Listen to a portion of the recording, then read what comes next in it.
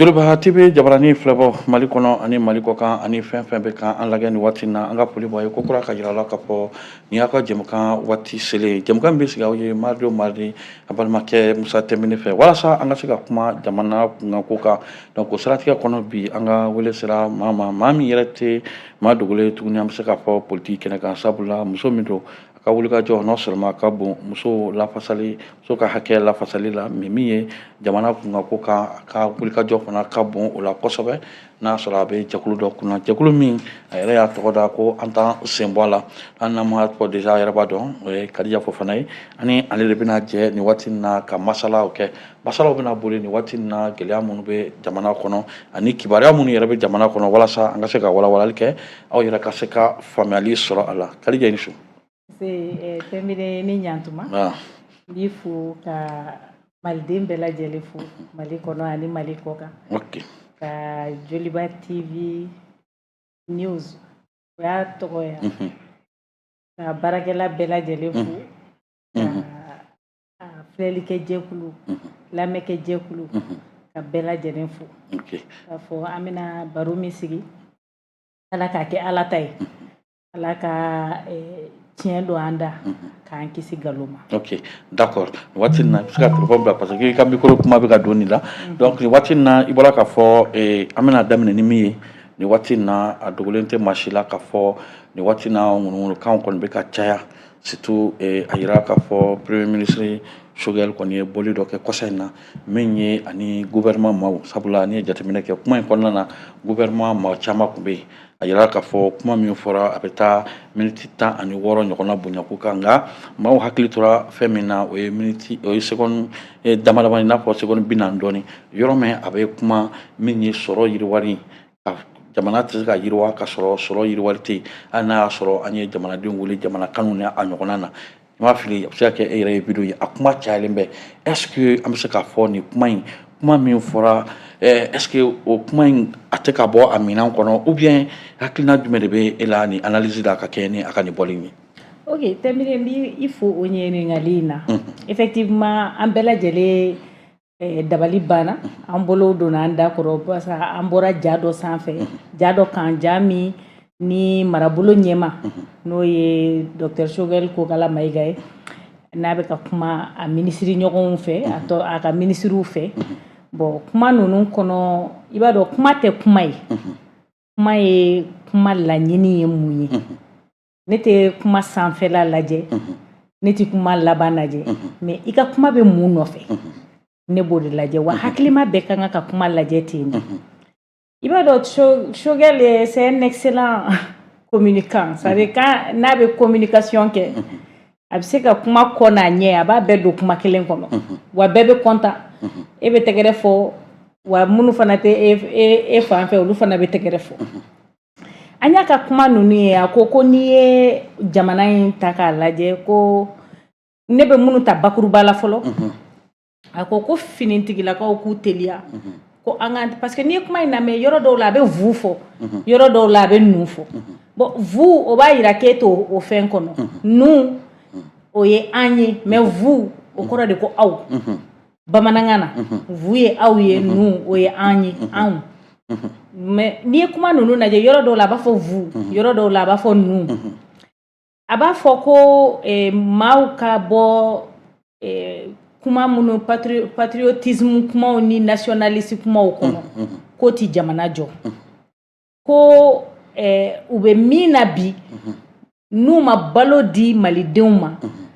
ko maliden minnu bɛ ka tɛgɛrɛ fɔ u kun a ko aw kun vous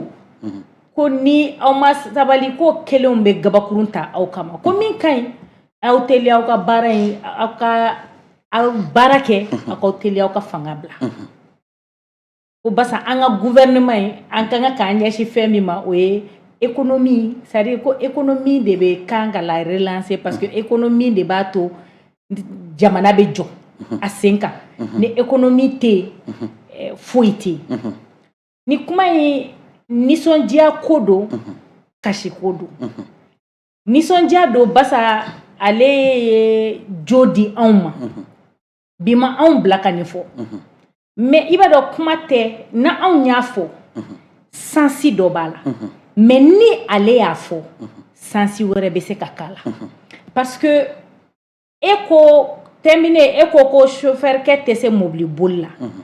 e ye chauffeur kɛ la jigin ka bɔ mobili kɔnɔ e yɛrɛ donna mobili kɔnɔ k'i sigi ka mobili démarrer volant b'i bolo e bɛ ka taa au lieu que i ka taa ni mɔgɔw ye i ye fɛrɛ minɛ yɔrɔ dɔ la ko ni n bɛ min fɔ aw ye mobili kɔni pour que i ka taa f'i ka nin mɔgɔw bɛ fɛ ka se di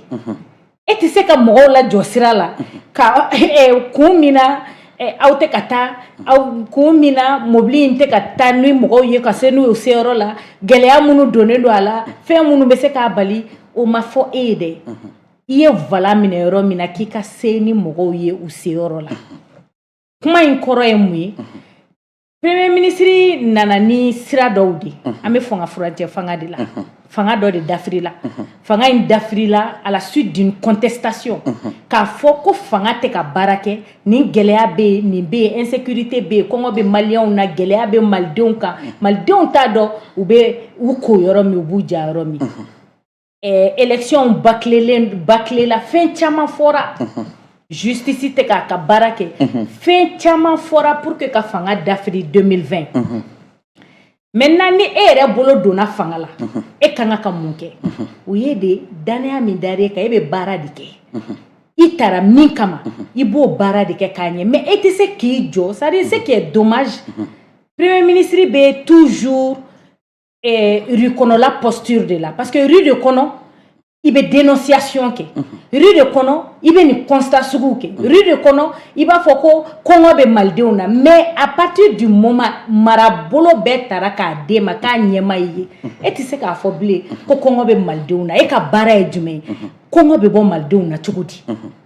fɛɛrɛ jumɛn bɛ latigɛ malidenw ka lakana sɔrɔ malidenw ka ji sɔrɔ malidenw ka courant sɔrɔ i n'a fɔ an nana sisan courant tigɛra groupe de kɛlen don k'an sauver malidenw ka courant sɔrɔ malidenw ka bɔ injustice kɔnɔ e ka baara ye o de ni ministère bɛɛ ka ɲɛmɔgɔya talen don ka d'e ma e ka baara ye coordination de jɔn bɛ k'a ka baara kɛ ka ɲɛ jɔn tɛ k'a ta kɛ ka ɲɛ mais e tɛ se k'i to posture la k'a fɔ ko malidenw bɛ dumuni de nɔfɛ i bɛ k'a fɔ jɔn ye e bɛ k'i sara jɔn de la e de kan k'a kɛ e bɛ k'a fɔ anw de ye wa anw de kan k'a fɔ c'est pourquoi an ka ma bɔ rue posture kɔnɔ a ma bɔ M5 posture kɔnɔ a ma bɔ c'est-à-dire a tun bɛ contestation min kɔnɔ hali bi ale a m'a faamu ko ale bɛ yɛlɛ premier ministre ye et que ale ka baara tɛ dɔwɛrɛ ye fo ka na ni ale yɛrɛ ka fɔ la ko politique tɛ foyi ye fo ka solution ɲini problème na problème min bɛ jamana kɔnɔdenw kan a ye constat min kɛ malidenw b'o kalama a mɛnna et il a parlé ko nationalisme ni patriotisme jɔn nana ni nin kumaw ye yan jɔn ye malidenw don fili la ne nin kumaw ye fo bi wagati dɔw sera dɔw yɛrɛ ko non an ka bɔ CEDEAO la an ka bɔ diɲɛ fɛn bɛɛ la an kelen ka to tellement que u y'a dɔn malidenw kunna k'an kelen bɛ se ka fɛn bɛɛ kɛ an yɛrɛ ye et mais o su ma k'o dugumajɛ o fana lecture b'a yira an na k'a fɔ ko donc e y'i tugu ka malidenw to komi ko olu ko propagande ninnu ni ko nin fɛn ninnu bɛ se ka jɔyɔrɔ sɔrɔ san 1 san 2 san 3 mais a tɛ tɛmɛ o kan. Effectivement, c'est vrai. Mais comme on l'a dit, an ye nin kuma fɔ ka sɔrɔ bi ma se. An ye nin kuma fɔ malidenw ye. Don min na n'i y'a fɔ u b'a fɔ k'u b'i kun ci k'i da fara an y'a fɔ. Parce que an b'a dɔn an bɛ tiɲɛ kan. Parce que an b'a dɔn u bɛ ka na min di malidenw ma, c'est-à-dire u bɛ ka fiɲɛ de feere malidenw ma. Mais bi ni a bɔra ale yɛrɛ da o ye tare parce que o ye jɔnŋwala de. Mais n'i ye jateminɛ kɛ kuma in bɛ fɔ a yɔrɔ min na dɔw fana b'a bila k'a fɔ n'i ye jateminɛ kɛ nin kuma in fɔra parce que gouvernement kura sigira remaniement kɛra i n'a fɔ bɛɛ y'a ye cogo min c'est à dire n'i ye jateminɛ politique mɔgɔw n'i y'a jateminɛ minnu tun b'a kɔnɔ presque a bɛɛ sen bɔra a la ka na ni technocrate ye est-ce que nin fana tɛ yɔrɔ ye min ka hakilinajigi kɛ fana minnu fana taara peut-être k'a yira la o taara mission min kama parce que ni gouvernement fana a bɛ se ka kɛ orientation kɔrɔ de dira peut-être ka orientation nous ka ɲɛfu ka yiro la urgence min kɛra puisque an y'a ye a ka discours dɔ la a b'a yira k'a fɔ ni ye jateminɛ kɛ diplomatie o maîtrisera bi plan sur le plan international Mali bɛ ka lamɛn sabula o kɔni fɛɛrɛ kɛra walasa o ka se ka jɔyɔrɔ sɔrɔ min ye lakana bunakun ye o fana alhamdulilayi bi Mali bɛ k'i jɔyɔrɔ fa donc ni nin bɛɛ kɛra a mana kɛ cogo cogo ni faso kanu donna ni développement ni fɛn mais est-ce que an tɛ se k'a fɔ fana ka kɛ a fɔra yɔrɔ min a fɔra minnu fana est-ce que nin tɛ orientation fana dɔ ye ka di ministre kuraw ma ka yira k'a fɔ u bɛna na baara min bɛ k'u kɔnɔ nin waati in na jamanadenw sigilen bɛ ka min kɔnɔ. Ne bɛ min faamu o ye kabini ministre gouvernement kɔrɔ ye nin b'a yira k'a fɔ k'olu ye baara kɛ ni nin fɛn ninnu de ye fo ka se bi ma donc bi u ka nin ko ninnu ça ont atteint leur limite. À bas la France a atteint ses limites, à bas la CEDEAO a atteint ses limites, vive la Russie a atteint ses limites, à bas l'aménagement a atteint ses limites. Fin du même c'est ça. On est buté à nos propres réalités. Et la réalité c'est quoi? An kun bɛ ka malidenw bolo biri malidenw hakili la ni kɔngɔ ka kɔngɔ k'u hakili détourner ka bɔ kɔngɔ kan k'a bɔ minɔgɔ kan i b'a dɔn maa caman bɛ yen bi gɛlɛya b'u la sɛgɛn b'u la u t'a dɔn u b'a kɛ cogo min na mais caman b'a fɔ an ye maa dɔw kɛlɛ ninnu kama maa minnu an juguw don dɔw b'a fɔ maa minnu u t'an ka jamana fɛ n'a fɔra ko su ma ko dugumajɛ tiɲɛ dɔ gɛlɛya bɛ yen mais a maloya bɛ dɔw minɛ ka se k'a fɔ k'u b'u hakilinata fɔ bi gestion kan donc k'a fɔ ko orientation kura de bɛ ka di nin gouvernement in ma mais parce que orientation min u y'an bila san 3 c'est-à-dire on est parti pour une transition de 4 ans 4 ans ça veut dire d'abord que san 5 min kun fɔra ils n'ont pas lâché 4 ans de don 2020-2024 a bɛ kɛ san 4 de donc san 4 kɔnɔ e ye san 3 kɛ propagande la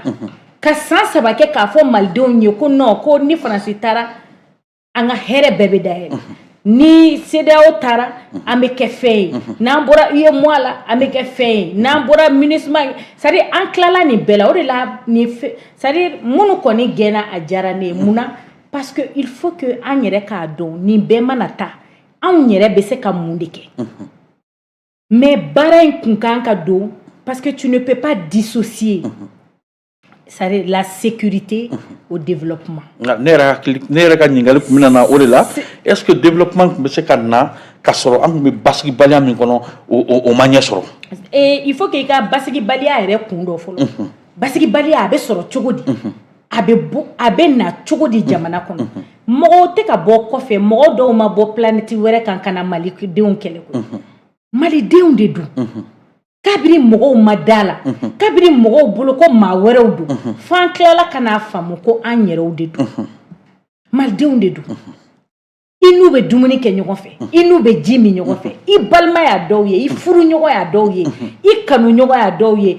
tile mana bɔ aw ka di su mana k'olu de bɛ n'i faga malidenw de don mais mun bɛ na n'a ye c'est pourquoi i tɛ se ka sécurité ani développement i tɛ se k'olu dissocier ka bɔ ɲɔgɔn na parce que mun bɛ na ni lakanabaliya ye i bɛ taa sɔrɔ maa dɔw bɛ yen bɔda foyi t'u ye non seulement bin bɛ k'u kan u ka sigidaw la Mali kɔnɔ yan u ka baganw bɛ minɛ u la dɔw ka forow bɛ minɛ u la dɔw bɛ c'est-à-dire i ka dugukolo bɛ taa minɛ i la kolo kan fɛn dɔ fɛ faama dɔ fɛ i ɲɛ tɛ bɔda la i yɛrɛ la tagayɔrɔ t'i la fosi t'i bolo dɔw bɛ yen u t'u dayirimɛ sɔrɔ yɔrɔ dɔw bɛ yen Bamako parce que an bɛ Bamako yan Bamako an bɛ courant dɔɔni sɔrɔ semblant de sécurité bɛ yan an bɛ climu dɔ sɔrɔ ni courant nana tuma min na an bɛ climu sɔrɔ donc anw tɛ Mali yɛrɛ réalité dɔn an tɛ malidenw ka gɛlɛya yɛrɛ dɔn mais n'i taara togodaw la o tuma de la i b'a dɔn malidenw bɛ gɛlɛya min kɔnɔ anw ye tagama kɛ togodaw la an taara wasolonw na an taara denbuguw la an n'a ɲɔgɔnna caman pour que dɔrɔn k'a dɔn ne taara c'est-à-dire fo Segu ba kɔfɛ mɔgɔw b'a fɔ ko mɔgɔ tɛ taa ba kɔfɛ ne taara ba kɔfɛ ka taa lajɛ c'est-à-dire n'i ma taa fɛn dɔw réalité lajɛ i t'a dɔn comment les gens vivent et mun de ye bɛ se ka mɔgɔw bila k'u yɛrɛ sɔrɔ posture dɔ la ka juguya waleya farida u ka jamana kama ni tira ni yɔrɔ ninnu de la i b'a faamuya maintenant n'i ye ninnu baara ninnu lajɛ e ka kan k'a dɔn k'e tɛ se ka na ni sécurité ye n'i ma na ni développement ye développement o de ye ka bɔda di i ka jamana kɔnɔdenw ma dɔw ka se ka s'u yɛrɛ kɔrɔ ka s'u dayirimɛ kɔrɔ ka sɔrɔ u ma don banbagaciw fɛ kulun kɔnɔ ka sɔrɔ u ma fara jatigɛ wale kɛbagaw kan donc maa min b'a fɔ ko ne bɛ na ni sécurité de ye n ka jamana kɔnɔ k'an jɔ fɔlɔ n bɛ posi dɔɔni ta mɔgɔw a ye tɛgɛrɛ fɔ ni tɛgɛrɛ banna an bɛ sɔrɔ ka développement baara daminɛ mais nin ye mun baara sugu ye gouvernement bɛ c'est-à-dire i bɛ kow ɲɛsigi de non seulement tu dois anticiper sur les choses prévoir c'est-à-dire prévenir certaines choses i kan k'a dɔn ni ne bɛ nin waleya in kɛ a bɛ se ka wolo nin na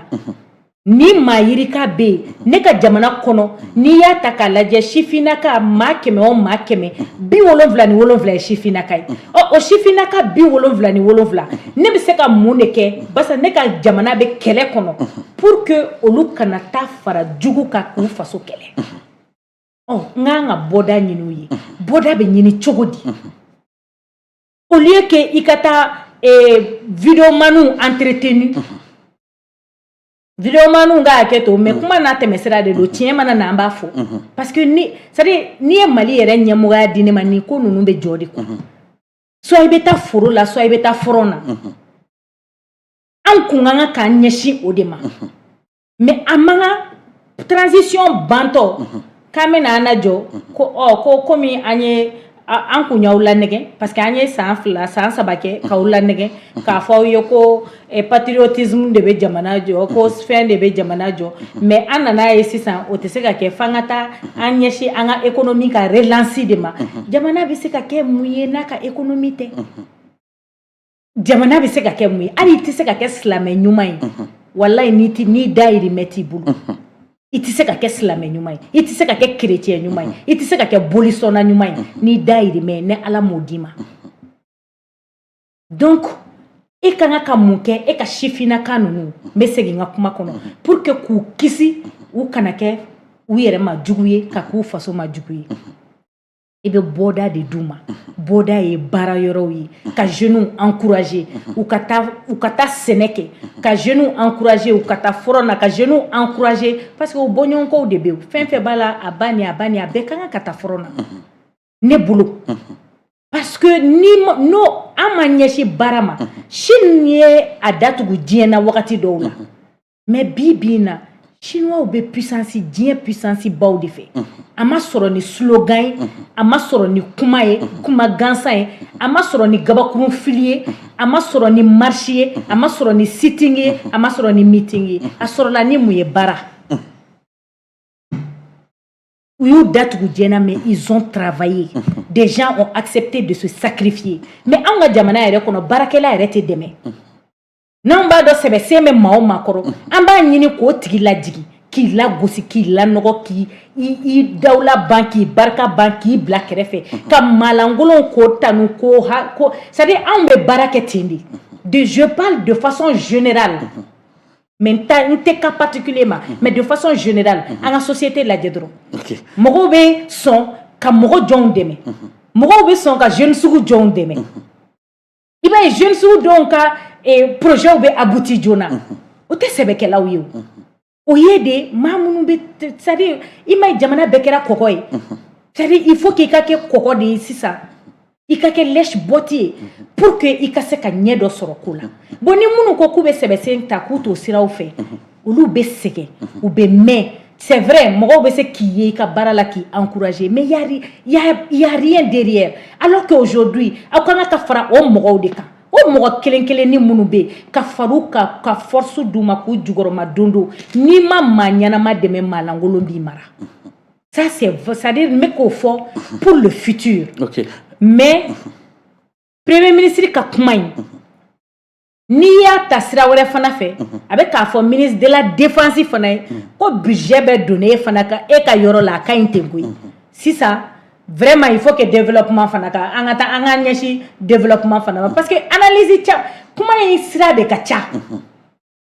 n'i ye kuma in lajɛ k'i b'a développer a bɔ sira ka ca kojugu kuma fitinin don mais kuma ka dun kuma kɔrɔ ka dun kojugu.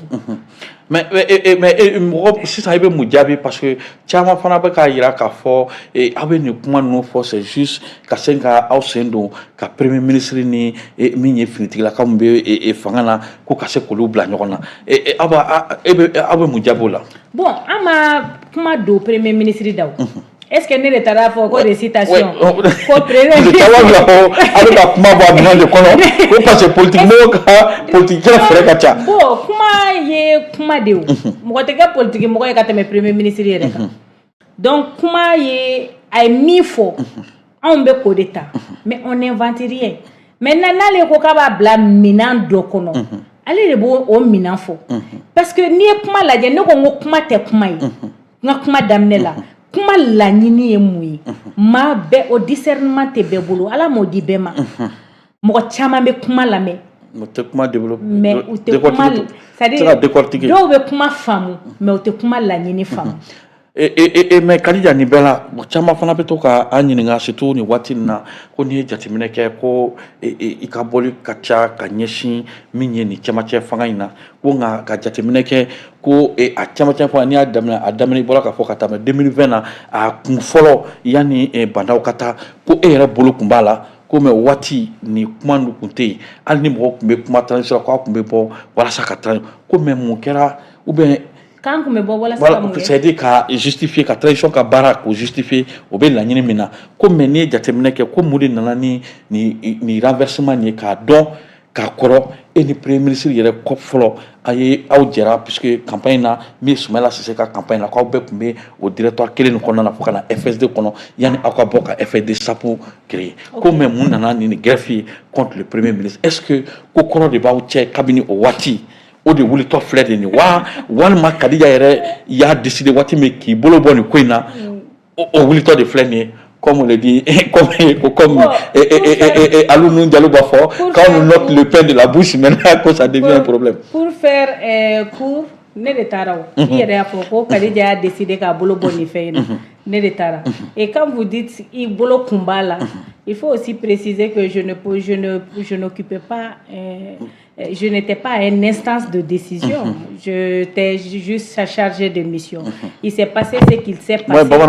C'est-à-dire, je suis chargée de mission de réconciliation. Min kɛra réconciliation na ma dogo mɔgɔ la. Maa min ye Kadija tɔgɔ don a la o ma dogo mɔgɔ la. Wa a tigi yɛrɛ tilala ka bɔ ko Kadija sen t'a la o fana ma dogo mɔgɔ la. O bɛɛ kɛra malidenw ɲɛna. Donc ça c'est à notre actif. Mɔgɔ tɛ se k'o bɔ yen. Mais min ye k'a fɔ ko premier ministre juguya de bɛ anw na ne la wa mais mun na a tɛ n bali ka dumuni kɛ a tɛ n bali ka ji min a tɛ n bali n'a bɔra premier ministeriya la ne tɛ kuma fɛ mais n'a bɛ premier ministeriya la a bɛ Mali bɛɛ de ye n'a bɛ Mali bɛɛ ye on est obligé k'a fɔ a ye Mali c'est-à-dire fɛn min ka ɲi jamana ma na anw bolo min ka ɲi min man ɲi jamana ma ni anw bolo k'o man ɲi anw b'o fɔ maintenant ale bɛ se k'o ta ka baara kɛ n'a ye ou bien a tɛ baara kɛ n'a ye mais o tɛ anw bali k'o fɔ munna I m'a ye ni mɔgɔw bɛ mɔgɔ min fɛ u bɛ fɛ I ka to ka bɔ dɔrɔn ka so wele o tigi la I ko ko anw kun bɛ bɔ ko ka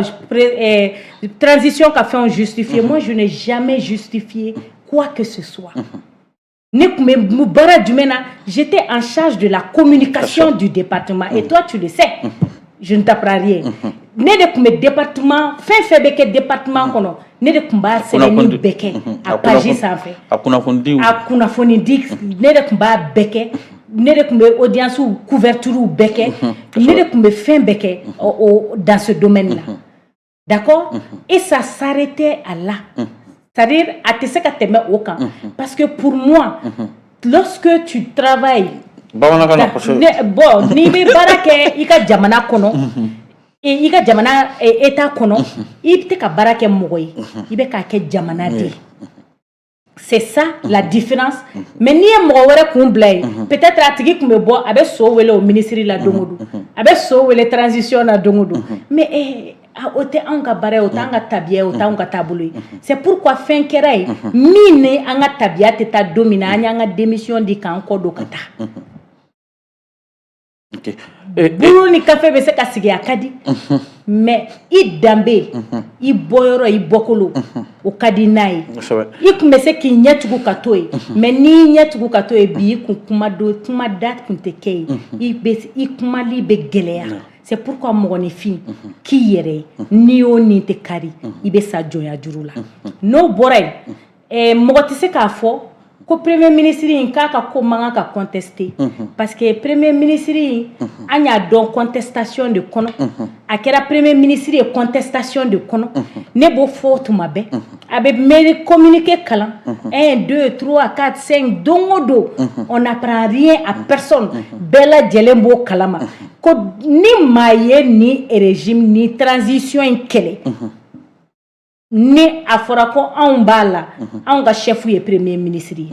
anw ma transition kɛlɛ an tɛ transition kɛlɛ an tɛ opposition ye an tɛ Assimi juguya la an tɛ gouvernement juguya la mais min ye k'a fɔ k'i bɛ Mali de kɛ mɔgɔ dɔ ye an tɛ sɔn o de ma à la différence des autres ni kumana transition nin bɛ fɛ Mali de ka bi mais on n'écoute même pas e bɛ ka min fɔ o tɛ lamɛn premier ministre ye min fɔ nin ye an ye nin fɔ kabiri 2021 2022 ka na don 2023 la an y'a fɔ an ko malidenw bɛ kɔngɔ de la dɔw bɛ ɲini ka yɛlɛ-yɛlɛna ta Ala nɔfɛ a ye bɔda di an ka bɔ nin kɔnɔ an ka baara kɛ mais ni premier ministre kelen tile la a ma fɔ ko k'a fɔ u ma communiqué kɛ ko k'a fɔ gouvernement min bɔra yen ko ministres ka to ka na conseil des ministres la o conseil o communiqué ma bɔ et ne de y'o kɛ ne m'o kɛ o premier ministre an ye FSD kɛ i ko ten mais en fait ne m'a jate campagne comme o ye parenthèse de parce que il n'a jamais donné un consigne de vote à Soumaïla Cissé paix à son âme ma tout la min ye consigne di Soumaïla ma ko ani i bɛ k'a bɛ ka taa élection na ko a ye voté Soumaïla ye a ma kɛ mun ta ka ma u si ma kɛ ils ont préféré k'u fila to yen u ka taa maa minnu jɔra Soumaïla ye o don fo mɔgɔw bolo ko ne ye URD ka sɔrɔ ne tile kelen ma kɛ URD mais plateforme de ye Soumaïla ka candidature soutenir o don o kun ye anw de olu kun bɛ bɛlɛnbɛlɛnni de la o Soumaïla ka minɛli de y'a to ale nana FSD ɲɛmɔgɔya sɔrɔ donc c'est pas parce que ko i ni mɔgɔ c'est à dire ko e bɛ ka fɛn dɔ ale tɛ c'est pas sa personne moi je l'ai toujours dit sa personne ne compte pas mun bɛ compter ale bɛ institution min kunna parce que premier ministre ye institution de jamana kɔnɔ ale b'o min o kunna dɛ anw bɛ fɛ a k'o de incarner c'est à dire a ka bɔ M5 posture kɔnɔ k'a to M5 ɲɛma a bɛ se k'a fɔ ko malidenw kɔngɔ b'u la n'aw ma bɔ yen n'aw ma sabali minnu bɛ ka tɛgɛrɛ fɔ kun u bɛ gabakurun fila aw ma don dɔ a bɛ se k'o fɔ k'a to M5 ɲɛmɔgɔya la mais en tant que premier ministre c'est-à-dire il a l'obligation wajibi jagoya de don ale ma ale man kan ka nin fɔ bilen dɛ mais fɛn jumɛn bɛ na ni kɔngɔw banni fɛɛrɛ jumɛn bɛ na ni développement ye ale b'o acte déposer. Ok mais puisque aw y'o fɔ n'i ye nin jateminɛ. aw tɛ dɛ ne de ko ten. oui non i ko aw ye nin fɔ depuis kuma kɔnɔna i ko aw ye nin fɔ depuis voilà comme i ko aw ye nin fɔ depuis waati jan mais n'a ma ɲɛ ko o nana est ce que o fana i bɔra k'a fɔ o y'a ka kunnawolo ye mais sisan n'a y'a sɔrɔ fɛɛrɛ b'a bolo munna o fɛɛrɛw fana tɛ fara o kan puisque o y'a ka laɲini ye n'o fɔra n'a y'a sɔrɔ fɛɛrɛ b'a bolo munna o fɛɛrɛ fana tɛ di pour que ko ka se ka taa. mais ni mɔgɔ min bɛ ne suit i b'a dɔn k'a fɔ ko ne tɛ c'est-à-dire ne ka débat tɛ mɔgɔ kan kelen peut-être i ka gestion cogoya bɛ se ka na n'i tɔgɔ ye ou bien i ka propos tenulenw bɛ se ka na n'i tɔgɔ ye mais ne ka débat tɛ kɛ mɔgɔ kan parce que ne bolo mɔgɔw kun ka dɔgɔ Maliko la o ye kelen ye filanan an bɛ ni mɔgɔ min bɛ ne suit tuguni i b'a dɔn k'a fɔ ne bɛ kuma ne bɛ fɛnw rappeler mun kɛra ka tɛmɛ an bɛ mun na wa an bɛ se ka mun kɛ pour que ka nin kunbɛn o don i n'a fɔ n ka kuma kɔnɔ sisan ne ye solution fɔ n kumana jeunes ka olu ka baara sɔrɔbaliya u désœuvré non kuma n'o kan n tilala ka kuma fɛɛrɛw fana kan fɛɛrɛ minnu bɛ se ka na n'a ye ni anw ka jamana c'est-à-dire premier ministre kan ka sira minnu ta ne bolo a n'a ka gouvernement u bɛɛ lajɛlen pour que jamana bɛ se ka bɔ nin kɔnɔ cogo min na parce que discours bɛ fɔ à un moment donné mais comme il l'a si bien dit a b'a ka limite atteint slogan baw fɔra yan i b'a dɔn n'i ye Mali mɔgɔ min bɛ Mali histoire dɔn ne ye Cɛkɔrɔ Bagayogo n y'a ka discours lamɛn a ye discours min kɛ san n ye discours in lamɛn n nana sisan dirigeant minnu bɛ yen n y'u fana ka discours lamɛn mais est-ce qu'il b'a dɔn ko différence fosi tɛ discours ninnu ni ɲɔgɔn cɛ kabiri o san Musa Tile fo bi Mali bɛ k'a kɛ tan de an bɛ ka tourner en rond mais an ma taa ɲɛfɛ an ma segin kɔfɛ ni min nana n'o ye fanga dafiri ka na a bɛ na ka slogan kura dɔ fɔ a bɛ na ka patriotisme dɔw a essayer ko maliden kelen ninnu bɛ yan kelen ninnu dɔw kɛra cɛkɔrɔba ye mais olu fana denw mais l'homme est le fruit de son milieu an kelenw de bɛ tila ka tɛgɛrɛ fɔ tuguni o mɔgɔ kelen alors qu'il faut sortir de ça il faut que ni pratique ninnu fɔlɔ ta ni sisan taw il faut que Mali ka se ka pas de kɛ c'est à dire ne ɲɛ bɛ min na on tourne en rond mais an tɛ ka taa ɲɛfɛ an tɛ ka segin kɔfɛ donc pour moi on bɛ kuma min fɔ à chaque fois n'an bɛ kuma n'an ye fait rappeler n'an bɛ ka taa sira min fɛ n'an y'o fɔ fɛn jumɛn bɛ se ka kɛ pour que ka se k'o fana k'an kisi gɛlɛya ma anw b'o fana fɔ. ok i bɔra k'o fɔ sisan n'i ye jateminɛ kɛ an bɔra k'a fɔ biennale kɔni tenuna nin waati in na yala k'a fɔ segukaw olu kɔni ye jɔnjɔn fɔlɔ ta min ye bugunikaw ye olu ye jɔrɔna sabanan ta ka fara joyilakaw kan olu kɛra naani mais n'i ye jateminɛ kɛ a kun yirala k'a fɔ surtout Mopti min ye épicentre de sécurité ye a kun yirala k'a fɔ biennale kun bɛ gɛlɛya k'a sɔrɔ mankan ma bɔ a la parce que n'i ye jateminɛ kɛ yɔrɔ in ko Banbaciw daga yɔrɔ la kuma ka ca mais biennale kɛra k'a ban k'a sɔrɔ incident sécuritaire kelen ko o ma yala est-ce que sur ce plan an tɛ se k'a fɔ sur le plan sécuritaire bi an bɛ se k'a fɔ alhamdulilayi ko kow bɛ ka ɲɛ sɔrɔ dɔɔni.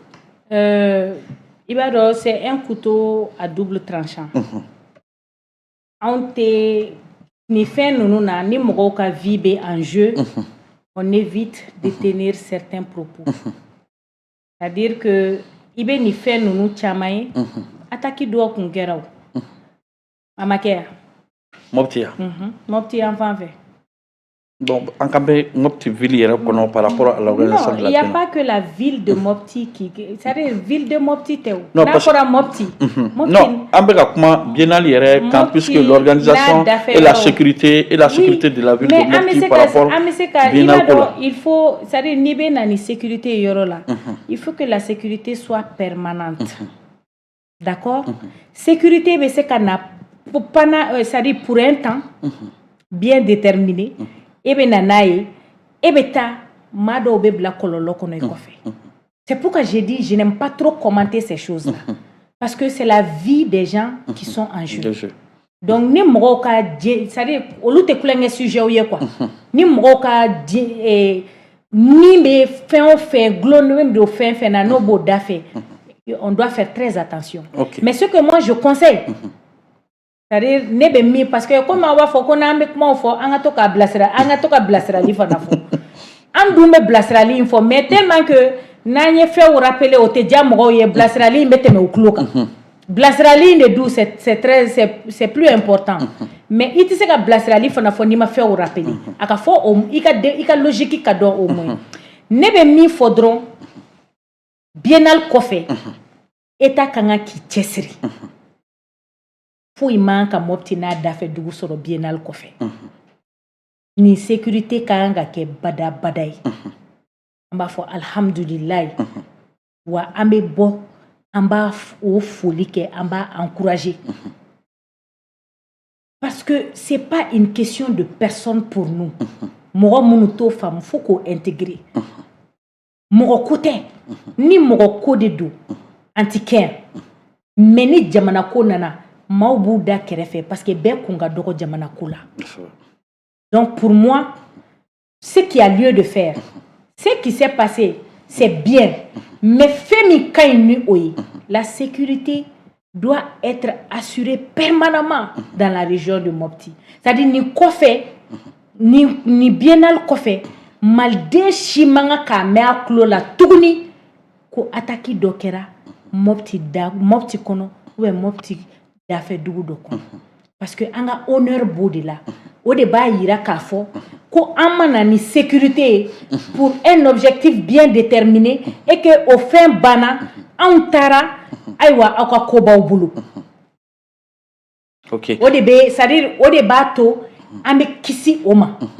donc pour moi il faut travailler à ça c'est valable pour Mopti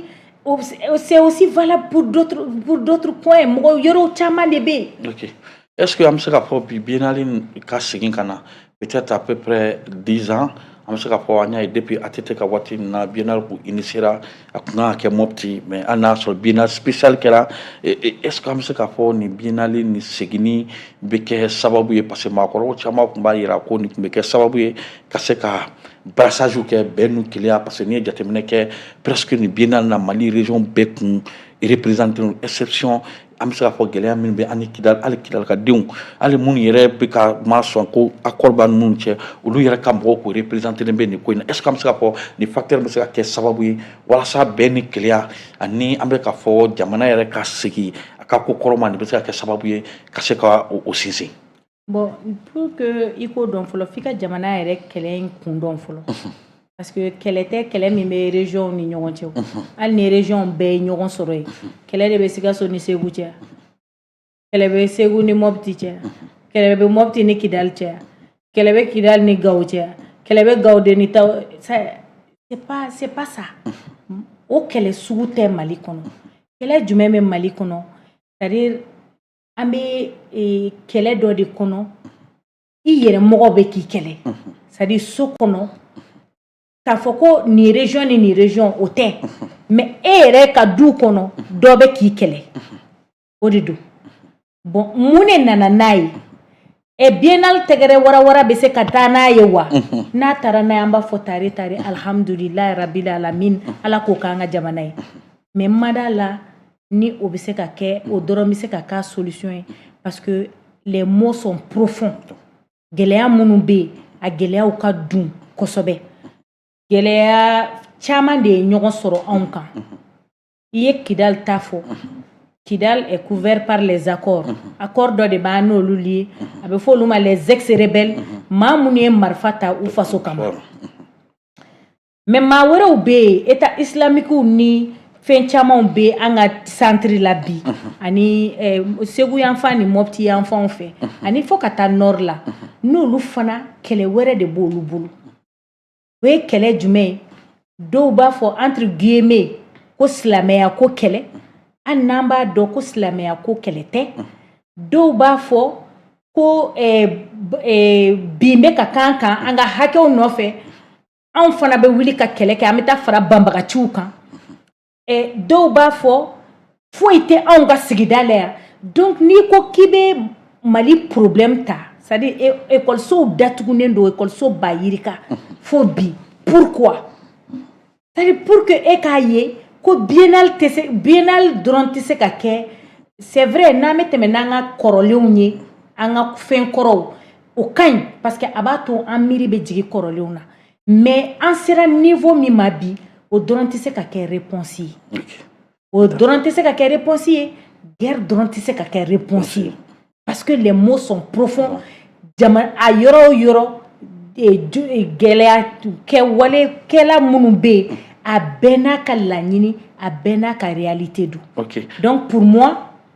il faut que i ka ninnu bɛɛ de lajɛ kelen kelen e ka école-sow datugunen don olu ma se ka dayɛlɛ i ka autorité dɔw ma se ka segin ka t'u ka yɔrɔ la biennale bɛ se k'o régler du jour au lendemain je pense que non fɛn jumɛn b'a régler o ye an k'an ka problèmew lajɛ en face an k'a dɔn tigi nin yɔrɔ masina in na nin de bɛ yen yɔrɔ dɔw bɛ yen n'i taara Mali fan dɔw la i b'a fɔ k'i bɛ moyen âge la ji tɛ yen courant tɛ yen école-so tɛ yen dɔgɔtɔrɔso tɛ yen c'est à dire i yɛrɛ b'i yɛrɛ ɲininka mun de kɛra donc mɔgɔ minnu b'o kɔnɔ u ka besoin ye jumɛn ye e bɛ se ka mun apporter comme solution à leurs besoins ne bolo n'o dɔɔni kɛra k'o baaraw de caya o de bɛ se ka na ni fɛn caman ye c'est à dire ka fɛn caman kɔni nɔgɔya hali n'an t'a fɔ ko b'a ban pewu. ok comme waati yɛrɛ bɛ k'i sɛnsɛn ka se miniti 10 ɲɔgɔnna tora an bolo an bɛ miniti 5 ɲɔgɔnna kɛ ka don peut-être dernier sujet la o ye an y'a ye référendum kɔni kɛra jaabiw bɔra jaabiw bɛ cour constitutionnel la mais bi bi in na an y'a ye hali faso gafe la mɔgɔ caman bɛ k'u yɛrɛ ɲininka mun de bɛ yen jusqu'à présent cour constitutionnel dɛsɛlen bɛ yen ka jaabi bɔ jaabi min dira an ma e hakilinata ye mun ye an bɛ se k'a fɔ an bɛ se k'an sigi ni mun ye nin waati in na ka kɛɲɛ ni nin jaabi mun kan ka bɔ. bon an bɛ se k'an sigi ni min ye ne t'o dɔn o dɔnbaga ye Ala ye mais anw kɔni bɛ min dɔn o ye cour constitutionnel kan k'a ka responsabilité ta face à l'histoire jamana dɔw y'a kɛ a bɛ i bonya de a tɛ maa si dɔgɔya mɔgɔ bɛ don histoire la ni fɛn dɔ de c'est à dire maa tɛ wuli ka bɔ sunɔgɔ la ka kɛ ŋana ye ten ko bilen de b'i kɛ ŋana ye mɔgɔ bɛ don histoire la ni fɛn dɔw de bɛɛ b'a dɔn ni élection baratulen ye ko référendum a kɛra cogo min na bɛɛ b'a dɔn ko dɔw yɛrɛ b'a fɔ k'olu yɛrɛ tun t'a dɔn ko fɛn min bɛ sen na parce que maliden fanba ye abstenu parce que anw ka jɛkulu n'o ye front uni contre le référendum ye a ye damakasi sɛbɛn minnu nadon cour constitutionnel fɛ yen ka taa da ye a ka sɔsɔli cogo ka gɛlɛn u la quoi sɔsɔli cogo tɛ yen quoi a ka gɛlɛn parce que fɛn minnu don avec les réseaux sociaux diɲɛ kɛra c'est à dire village de quoi bɛɛ ni bɛɛ fɛn dɔ bɛ ka kɛ diɲɛ dan na mais e b'i sigiyɔrɔ la e bɛ ka suit en direct diɲɛ kɛra o de donc fɛn dɔw bɛ yen bɛɛ b'a dɔn ko nin ko in vraiment c'est à dire e de la ka fɛn kɛ ko n gagne na n ye 97% kɛ mais n yɛrɛ ma se k'a manifester c'est terminé fɛn dɔ bɛ yen il faut que an ka sabali ka an kana forcing kɛ ne kɔni bolo pour constitutionnel kan ka damakasi sɛbɛn ninnu k'u lajɛ diɲɛ a bɛ ka an b'a bisigi k'a fɔ a bɛ k'u lajɛ diɲɛ ma jɔlen na wa an b'a bisigi k'a fɔ n'a don sera fana a b'a ka responsabilité ta a ka responsabilité ye mun ye a ka nin fɛn in annuler purement et simplement. ok waati y'an t'an tɛgɛ ma i ka kuncɛ kuma parce que comme yɛrɛ b'a fɔ k'a tɛ kɛ kuma laban kuma kuncɛ wala ka n'a kɛ n ka kuma laban ye o ye n jo ye thème ye kuma kuncɛ kuma malidenw mago bɛ an ka kuma ne tora k'a fɔ ko n ka kuma laban o fana ma ɲi dɛ bon kuma kuncɛ kuma o de kɔsɔn n y'a daminɛ o ko kuma kuncɛ kuma donc kuma kuncɛ kuma la an b'a fɔ dɔrɔn malidenw ye ko bi an n'anw ka laɲini tɛ an wasalen don parce que an y'an bolo ɲɛsin yɔrɔ o yɔrɔ tile bɔra ye bon maa lasɔmilen o ye suba de ye parce que anw ka kuma tɛ dɔwɛrɛ ye o ye ka lasɔmili de kɛ an bɛ malidenw lasɔmi an bɛ mali ɲɛmɔgɔw lasɔmi n'u y'a bila o minɛn kɔnɔ walayi u bɛ c'est à dire u yɛrɛ b'a ye ko baara bɛɛ bɛ nɔgɔya mais ne ko ne ni karisa ka hakilina tɛ kelen ye n jugu don karisa bɛ ka min f'i ye i tɛ se k'a lamɛn e b'i ta kɛ mun ye soit i bɛ dɔw bila ka nɛnini kɛ dɔw ka burujali o tɛ na an lajɔ fɛn min bɛ an lajɔ o ye masa Ala ye parce que an b'a dɔn bi jamana in mago bɛ fɛn minnu na mɔgɔ baden y'i da de parti politiques b'o la association b'o la u n'u ɲɔgɔnna caman munna nata bɔrɔ ka girin ni k'u bɔrɔ ye maa dun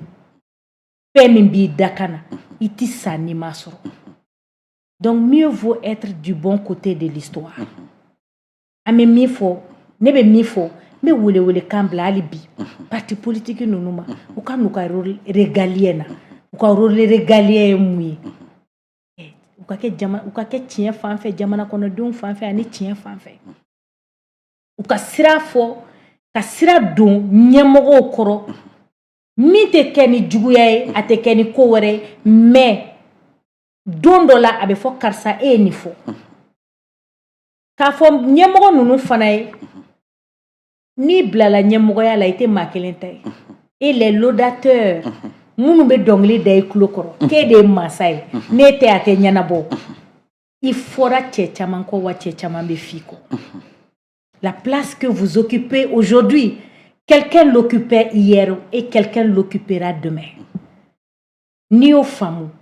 i b'i ka wagati kɛ avec beaucoup d'humilité k'i yɛrɛ ɲini an bɛ min fɔ an ka marabolo ɲɛmaa ye a ka c'est-à-dire n t'a dɔn ni fɛn min kɔni b'a la mais il faut qu'il se réveille je sais qu'il vient de se réveiller même s'il a pris 2 ans de retard mais il vient de se réveiller mais nous on va dire encore c'est pas trop tard an b'a dɛmɛ hali bi an bɛ k'a dɛmɛ de parce que an ka dɛmɛ de ye dɔw bolo dɔw b'a f'i ye an ka faamaw to yen i bɛ k'u kɛlɛ k'a sɔrɔ an bɛ k'u dɛmɛ de la preuve an ye min fɔ marabolo ɲɛmɔgɔ yɛrɛ seginn'o kan dɛmɛ bɛ tɛmɛ o kan dɛmɛ tɛ tɛmɛ o kan donc ni anw bɛ min fɔ n'a bɛ lamɛn ka baara kɛ n'a ye kabiri a tuma an tɛ se nin yɔrɔ ninnu ma u ka malidenw ɲɛsin baara ma an ka bɔ nkalon kɔnɔ an ka bɔ ɲɔgɔn nɛgɛn kɔnɔ an ka bɔ a kɔnɔ ko an kelen tɛ se wa n'an ma baara fana kɛ an tɛna se jango ka tila ka se parce que nous sommes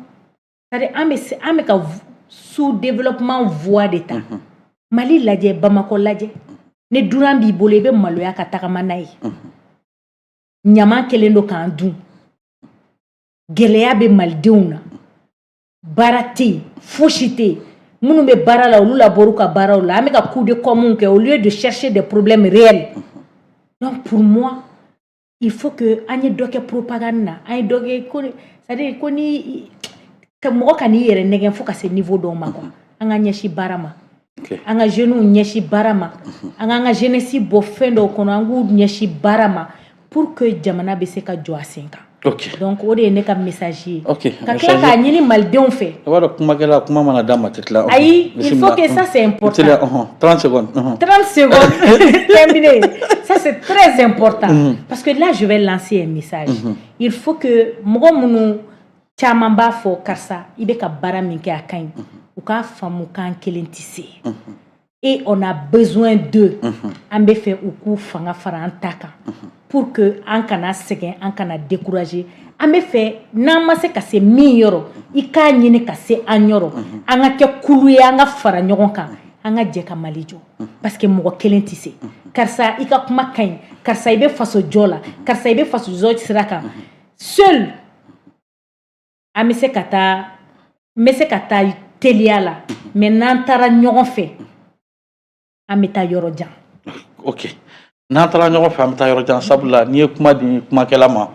a ma nɔgɔn ka kuma bɔsi a la donc nin waati in na Augustin bɛ ka yala ka fɔ waati min sumana ka d'a ma waati sera hali n'a y'a sɔrɔ an ye jamukan daminɛ peut-être minute 3 minute 4 retard la an bɛ o yafa ɲini kɛ ko n'a kɛcogo don embouteillage ni ko ka ca waati dɔ kɛra donc nin waati in na an bɛ bɛɛ fɔ ka bɛɛ waleɲuman dɔn surtout Kadija an bɛ yɛrɛ fɔ sabula sanga ni waati n'an y'i wele ka na jamana kuma na i bɛ n'an jaabi o fana de ye kunnafoni sabula an y'a yira k'a fɔ an bɛ kuma di jamanadenw ma sabula a ka kan ni bɛɛ ye hakilinata di hakiliw mana fara ɲɔgɔn kan ka ca Ala fɛ an bɛ fɛ ka taa yɔrɔ min an bɛ se wa hakilina dɔw fana bɛɛ tɛ hakilina jugu ye sabula mɔgɔ bɛ kuma dɔ fɔ i bɛ sigi i b'a lamɛn min ka ɲi i b'o tɔmɔ i b'o fara i ta kan parce que waati dɔ i bɛ ko dɔ kɛ i b'a miiri ko a ka ɲi mais i bɛna sɔrɔ mɔgɔ wɛrɛ bɛ k'i lagɛ kɛrɛfɛ bamananw ka kuma ko filɛbaa bɛ kɔɲɔmuso la min tɛ a cɛ dɔrɔn ye donc a bɛ se ka kɛ conseil i bɛ dɔw ta i b'a lamɛn min ka ɲi i b'o ta i bɛ fara i ka dɔnniya kan n'i ye mun kɛ i yɛrɛ fɛ a ka ɲi n'i sigira k'a lamɛn n'i y'a sɔrɔ erreur bɛ yɔrɔ min na i bɛ corriger an y'o de fɔ donc an bɛ bɛɛ fɔ ka bɛɛ waleɲuman dɔn nin waati in na an lamɛnnen don Segukaw fɛ an b'o fɔ Moptikaw fɛ an b'o fɔ ka taa Sikasokaw fɛ yen an lamɛnnen don Gawo fo Tɔnbɔkutu nin waati in na min ye an yɛrɛ ka terikɛ ye Sidibe min ye Dake correspondant Gawo an b'ale fɔ ale n'a ka denbaya an b'o fɔ Moptikaw fɛ Yara Munkolo ni Seyidu Mayiga an b'o fɔ nin waati in na Awa Sise n'an ba ɲuman olu fana bɛ k'a lamɛn Sumayila Kulubali Studio Kunari a n'a muso ɲuman Aminata Kani Madame Kulubali an b'o fɔ Bayinkaraw fɛ nin waati in na min ye Madu Jɛmɛ ye an b'ale fana fo ni waati na mopti gouverneur ani ka fara bayangara gouverneur elbishir ka gouvernement ɲɛnabali an b'o fana fo fo ka taa an kɔrɔkɛ min b'a fɛ monsieur Gindo an b'o fo ni waati na min ye dɛkaw fɛ yen Seydou Kelepili an b'ale fo ale ye maire ye sanga ni waati ale fana b'an lajɛ min ye a furumuso ɲuman ye an b'o fana fo ni waati na ka fara Kandɛ Seba n'a ka gɛrɛn kan ni an ka directeur à la retraite min ye Seydou min ye Alain Jɛkile an b'olu bɛɛ fo sabula ninnu bɛɛ de bɛ fara ka émission lamɛn sanga ni waati o b'an dɛmɛ ni hakilina ye walasa an ka se ka parfait hali bi an y'o de fɔ pour que émission ka se ka kɛ jamanadenw sago ye monsieur Cissé Ɲamana ale yɛrɛ bɛ sɛgɛn lafiyabɔ la jɛmukan in tɛ pan ale fana kunna an b'a fɔ maa min bolo tun bɛ nɛgɛjuru la walasa ka kuma ani jaw lase ma o ye Augustin Yesu ye min ye sangare fila wɛrɛ tan hali n'a y'a sɔrɔ ne ka cɛ don n bɛna wɛrɛ dɔ ɲini ka d'a ma ka fura ka misiw k'a la tɛ Kadija yɛrɛ n'an dɛmɛ o la an b'ale fana fo Mɔrɔlɛ Ture an b'a fɔ min ye fiɲɛsuru sira fɛ Musa Sanogo Juguni sabula ni Musa fila ye ɲɔgɔn sɔrɔ kelen Bala ye kelen Juguni donc Musa Juguni ale bɛ duguma an b'ale fo ka taa Abubakar Grand B Katika ka den Mandi an b'ale fana fo ni waati na ka fɔ a k'an bɛn mardi wɛrɛ